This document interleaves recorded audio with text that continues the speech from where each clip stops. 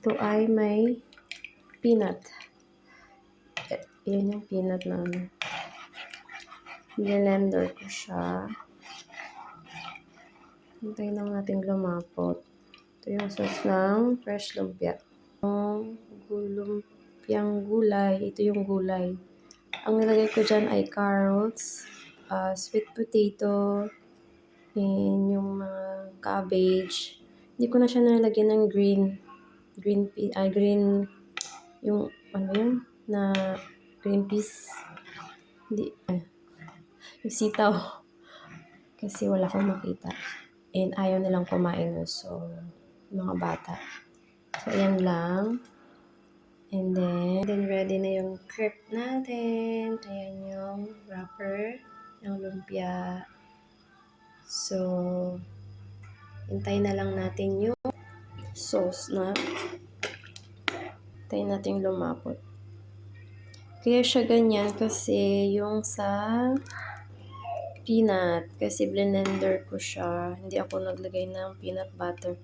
Ito yung pure na peanut. Blender ko lang. Hintayin natin ng lumapot na. And then, ready na tayo mag-set up for lumpia. Ito yung ginamit kong peanut. Blender ko siya. Ito yung ginamit ko sa blend. Ano ko siya. Ayun, I think this is okay now.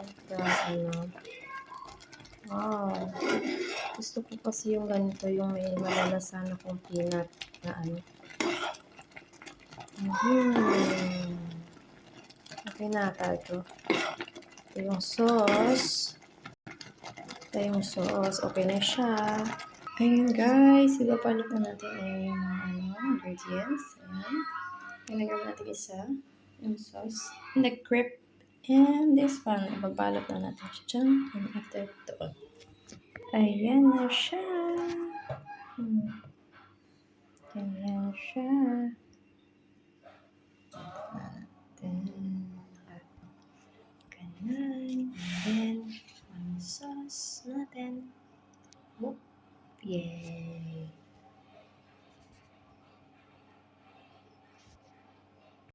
Ayan na guys, it's ready now.